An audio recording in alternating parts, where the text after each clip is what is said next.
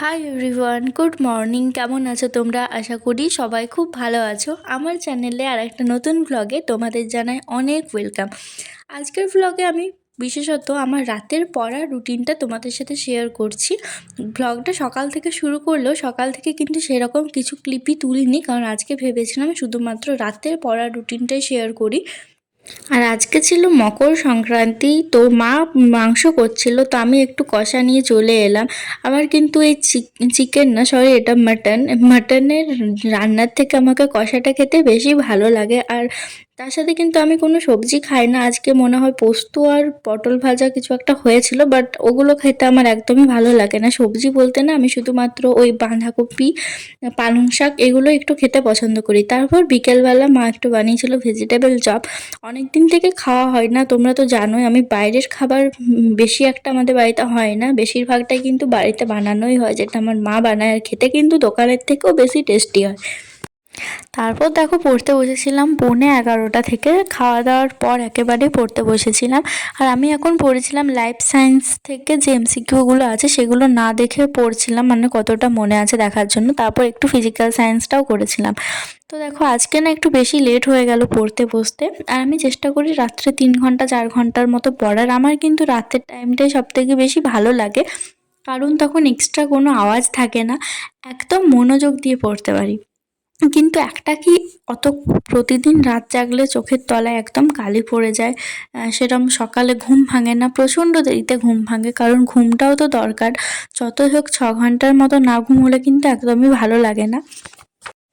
তবে খুব বেশি পড়া থাকলে তোমরা কিন্তু সপ্তাহে 1 দিন 2 দিন একটু রাত জেগে পড়তেই পারো, পরের দিন ঘুমটা একটু মেকআপ করে নিও। কিন্তু কেউ কিন্তু প্রতিদিন এত রাত পর্যন্ত জাগতে শুরু করে দিও না। একবার যদি অভ্যেস হয়ে যায় তাহলে কিন্তু সেটা ঠিক রুটিনে আসা অনেক বেশি ডিফিকাল্ট হয়ে যায়। আমার যেমন অভ্যেসটা এখনও যাচ্ছেই না একেবারে। আমি মাধ্যমিক যখন দিই তখনও কিন্তু রাত জেগে পড়তাম, তখন ওই 2টা পর্যন্ত পড়তাম হায়েস্ট। আর সেই সময় পুরুলিয়াতে থাকতাম, প্রচণ্ড ঠান্ডা লাগতো, সেই ঠান্ডায় পড়তে এত কষ্ট হতো। কিন্তু ওই যে পরীক্ষার টেনশন একবার যদি মাথায় থাকে তখন দেখবে ঘুমও আসে না, আবার ঠান্ডাও লাগে না, এমন একটা পজিশন হয়ে যায়। আর তখন আমার এমন অভ্যেস ছিল, পরীক্ষার 1 মাস আগে থেকেই মানে যত পড়ার চিন্তা আসতো, 1 মাস অন্য পরীক্ষার ক্ষেত্রে, মাধ্যমিকের ক্ষেত্রে সেটা এসেছিল মাধ্যমিকের 3 মাস আগে, মানে ডিসেম্বর মাসে। আমাদের সময় মার্চ মাসে মাধ্যমিক হয়েছিল, কিন্তু সেই বদলাটা আবার এইচএসের সময় নিয়ে নিয়েছে।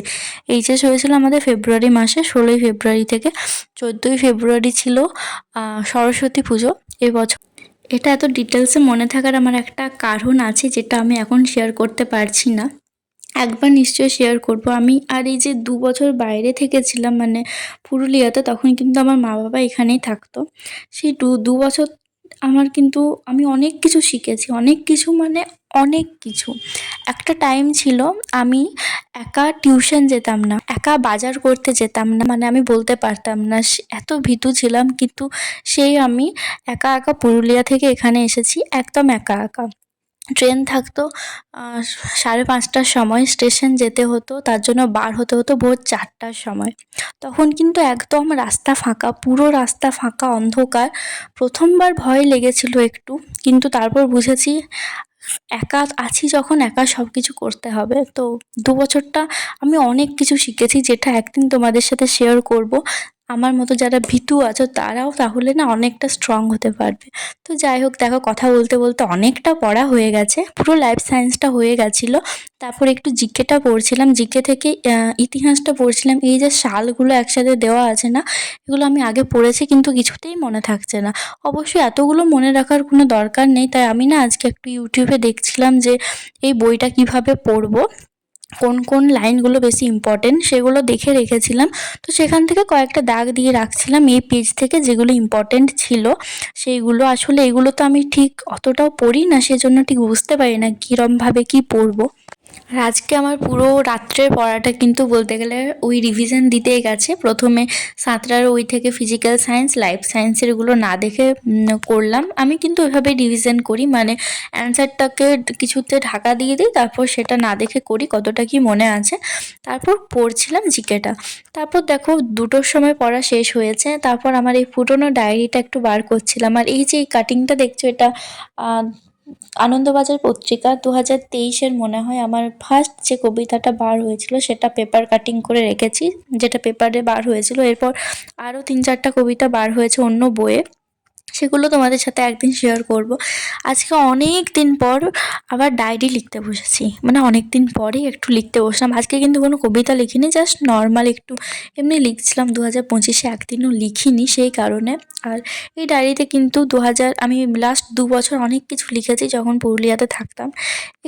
এখানে আসার পর থেকে এএনএম জিএনএমে ভূতটা মাথায় চাপলো। তারপর থেকে না আমার এক্সট্রা সেরমভাবে কিছুই করা হয় না। আগে প্রচণ্ড গল্প পড়তাম, উপন্যাস পড়তাম, কবিতা পড়তাম, কবিতা লিখতাম। মানে ধ্যানটা অতটা পড়াশোনায় ছিল না, অন্য কিছু দিকে ছিল। আমাকে মা মাঝে মাঝে বলে, আগে কত সুন্দর লিখতাম, এখন লিখি না কেন, সেগুলো আবার শুরু করতে বলে। কিন্তু সব কবিতাটা পুরোটাই হচ্ছে আমাদের মাথা থেকে আসে, একটা মাইন্ড থাকে। মাথা থেকে না এলে কী আর লিখবো বলো। যাই হোক, আজকে একটু লিখছিলাম অনেক দিন পর। আর এই ডায়েরি হচ্ছে আমার একদম ছোটোবেলার বন্ধু। আমি অনেক ছোটো থেকে ডায়েরি লিখতাম, সেই ডায়েরিগুলো যদিও নেই, আমাদের হয়তো পুরনো বাড়িতে আছে। এটা 2 বছর থেকে এটা লিখছি। দেখবে যাদের রিয়েল লাইফে বেশি বন্ধু থাকে না, তাদের কিন্তু ডায়েরিটাই একমাত্র বন্ধু হয়। যত কথা যেগুলো কাউকে বলতে পারি না, সেই কথাগুলো আমি বলি আমার ডায়েরিকে। আগে বলতাম, এখন একটু অন্যরকম হয়ে গেছি জানো। মানে বেশি ভাবনা চিন্তা করি না অন্য কিছু দিক দিয়ে, এখন শুধু পড়াশোনার টেনশন। সেই সাথে মাঝে মাঝে মাইন্ড ফ্রেশের জন্য ইউটিউবটা করছি। এই যে রাত্রে ভ্লগ এডিট করি, তখনই কিন্তু আমার অনেক কথা বলে আমার বেশ ভালো লাগে। তো এভাবে আজকাল চলে যাচ্ছে। আর আজকে কিন্তু 2টো পর্যন্ত পড়েছিলাম, মানে প্রায় 3 ঘন্টার কাছাকাছি পড়েছি। হাই, এখন ভিডিওটা এডিট করছিলাম আর এখন বাজে 3:15। তো আজকের মতো ভিডিওটা এখানেই শেষ করছি। আর বলেছিলাম আমি বেশি রাত পর্যন্ত জাগবো না, কিন্তু ওই যে অভ্যেস। আর আজকে না সকাল থেকে খুব একটা পড়াও হয়নি, সেজন্য ভাবলাম একটু কষ্ট করে জাগি। কষ্ট হয় না যদিও আমার, বাট আজকের ভিডিওতে অনেক কিছু বকর বকর করে ফেলেছি, যেগুলো হয়তো তোমরা অনেক কিছু বুঝতে পারবে না। যাই হোক, তো আজকের মতো ভিডিওটা এখানেই শেষ করছি। সবাই খুব ভালো থেকো, সুস্থ থেকো, আর বাই, দেখা হচ্ছে অন্য একটা ভিডিওতে।